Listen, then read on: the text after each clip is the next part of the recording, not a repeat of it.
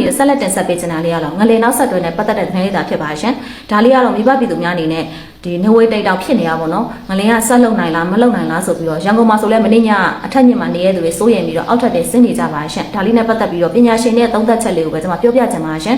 ဒီအခုသုံးသက်ချက်လေးကတော့ဂျပန်နိုင်ငံပေါ့နော်ဂျပန်နိုင်ငံဆိုတာမိဘပြည်သူတို့သိရတဲ့အတိုင်းပါပဲငလင်ကိုခဏခဏကြုံခဲ့ရတဲ့နိုင်ငံတစ်ခုသာဖြစ်ပါရှင်ဒီနိုင်ငံကနေပြီးတော့ကျွန်မတို့နိုင်ငံမှာဖြစ်သွားတဲ့ငလင်ကိုသုံးသက်ချက်လေးထုတ်ထားပါရှင်အဲ့ဒီကနေပြီးတော့ပညာရှင်အသုံးထုံးလေးတော့အများကြီးပါတာပေါ့နော်ဒါလေးကြောင့်နားလည်ဖို့ခက်တဲ့အတွက်ကျွန်မလိုတိုရှင်းလေးနဲ့တိတိကျကျရှင်းပြပေးပါမယ်ရှင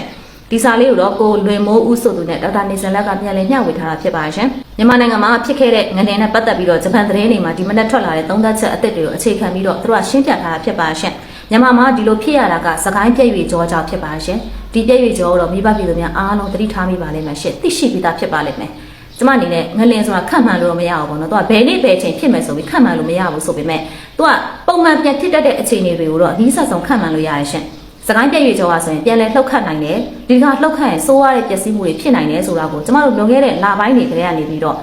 သုံးသက်ချက်တွေထုတ်ထားရှိပါရှင်ဒီသုံးသက်ချက်လေးတွေကျမတို့ကိုယ်တိုင်လည်းဖတ်မိပါတယ်ဖတ်မိရတဲ့အတွက်ကျမတို့လည်းမိဘတွေလည်းသတိပေးထားတာပေါ့နော်ဟိုဖြစ်တည်ဖြစ်စေမဖြစ်တည်ဖြစ်စေဒါသတိထားတဲ့ကိစ္စဖြစ်တဲ့အတွက်ကျမတို့မိဆက်ရမိဘဆွေမျိုးတွေတော့ပြောပြထားပါရှင်ဒီတော့အခုဖြစ်စရာစကိုင်းပြည့်ရွေကြောကြောင့်ဖြစ်ပါတယ်ကျမတို့အားလုံးစိတ်ပူနေကြတဲ့စကိုင်းပြည့်ရွေကြောကနောက်တစ်ခါပြန်လဲပြီးတော့လှုပ်ခတ်ခဲ့တာဖြစ်ပါရှင်စကိုင်းပြည့်ရွေကြောနဲ့ပတ်သက်ပြီးတော့ကျမပြောပြမှုတယ်အဲ့ဒါပထမချိန်တော့ကျမတို့နိုင်ငံမှာပဲခူးမှာခံခဲ့ရတာလေလုံခဲ့တဲ့နှစ်ပေါင်း100ကျော်ကဖြစ်ခဲ့တဲ့ငလင်နဲ့ပတ်သက်ပြီးကျမတေချာလေးမျိုးပြပြည်သူများရှင်းပြဖို့ပါရှင်အဲ့ဒီသတင်းလေးကိုနားထောင်မှုတဲ့သူတွေလည်းရှိမယ်လို့ထင်ပါရှင်ကျမတို့ရဲ့နိုင်ငံမှာစကိုင်းပြည့်ရွေကြောဆိုတာရှိရပေါ့နော်ဒါလေးကိုကြားဖို့လူတွေကြားဖို့ပါလိမ့်မယ်ရှင်စကိုင်းပြည့်ရွေကြောကတဲ့ရွေတရားနေတဲ့ပြည့်ရွေကြောတစ်ခုဖြစ်ပြီးတော့မြန်မာနိုင်ငံမှာအကြီးဆုံးဖြစ်ပြီးလှုပ်ရှားမှုအများဆုံးပြည့်ရွေကြောလည်းဖြစ်ပါတယ်တဲ့အဲ့ဒီပြည့်ရွေကြောဟာရန်ကုန်နေပြည်တော်မန္တလေးရမဲတင်ပြင်မနာတောင်ကူနဲ့ပဲခူးတွေကိုဖြတ်တန်းလျက်တည်ရှိနေပြီးတော့အရှေ့အားဖြင့်1200ကီလိုမီတာရှိတယ်ဆိုပြီးတော့ဘူတုဒအနေနဲ့သိရပါရှင်တမိုင်းမှန်တမ်းနေမှာဆိုရင်လည်းကြီးမားတဲ့ပျက်စီးမှုတွေကိုဖြစ်စေခဲ့တဲ့ငလင်များစွာဟာအဲ့ဒီပြည့်ရွေကြောကြောင့်ပဲဖြစ်ပေါ်ရတယ်ဆိုပြီးတော့ကျမတို့နဲ့မှတ်တမ်းလေး share ပေါ့နော်ဒီတော့ကျမတို့ရဲ့နိုင်ငံမှာငလင်နဲ့ပတ်သက်ပြီးတော့ကြိုတင်စီမံမှုတွေကြိုတင်ကာကွယ်မှုတွေရှိပါရဲ့လားဆိုတဲ့ကိစ္စလေးကတော့တေချာစွာစဉ်းစားချင့်ချိန်တင်ပါရှင်ဒီလိုမျိုးမှာကြီးမားတဲ့ငလင်ထံသာဖြစ်ခဲ့မယ်ဆိုရင်အနေရရမ်းများပါတယ်နော်ဒါကြောင့်အခုဆိုရင်ငလင်ပညာရှင်တွေအနေနဲ့ကလည်းဒါကိုတေချာလေ့လာတွက်ချက်ပြီးတော့ကြိုတင်ကာကွယ်မှုတွေပြုလုပ်နေမယ်လို့ယုံကြည်ပါရှင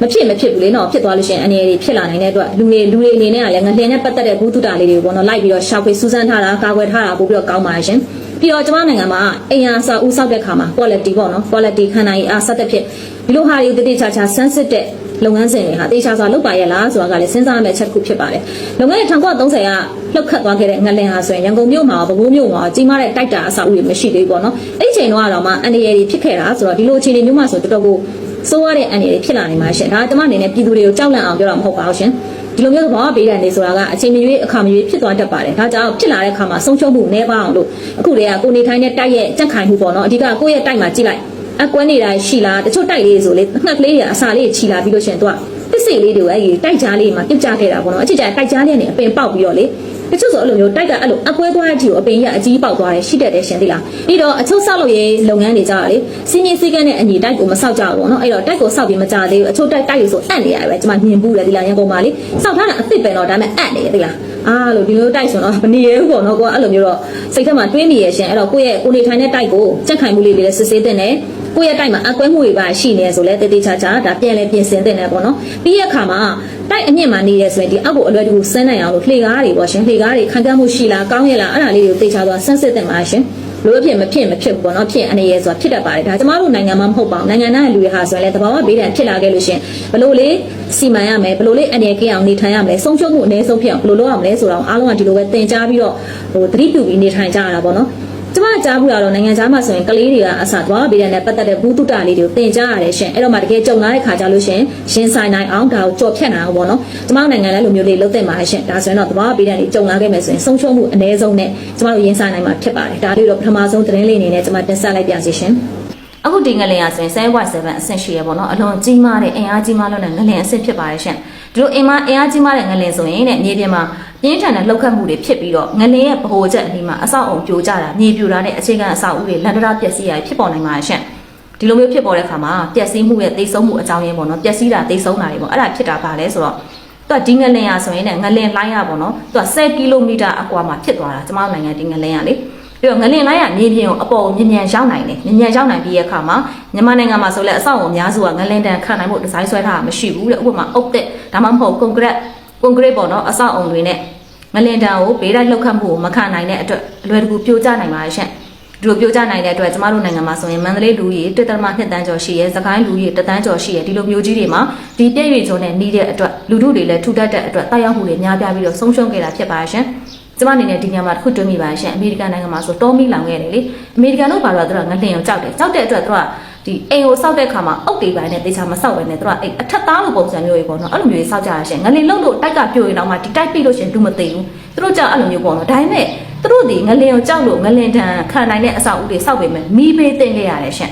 ကျမတို့နိုင်ငံကြတော့မီးဘေးကိုကြောက်ကြတယ်ငလင်တန်အဲ့လိုမကြောက်ဘူးပေါ့နော်တုံးမဖြစ်တဲ့အတွက်မကြောက်တာပေါ့ဆိုစောက်တဲ့ခါမှာလဲငလင်ဆိုတော့ထက်တွက်ပြီးတော့စဉ်းစားတာသိမရှိဘူးပေါ့ရှင်အဲ့လိုနိုင်ငံကြတော့ငလင်ဖြစ်တယ်ရှင်တဘာဝတရားကြီးအမှန်တန်ကြောက်ဖို့ကောင်းပါလေနော်ငလင်ကိုကြိုတင်ကာကွယ်တဲ့သူစီကြတော့မီးဘေးသွားပြီးတော့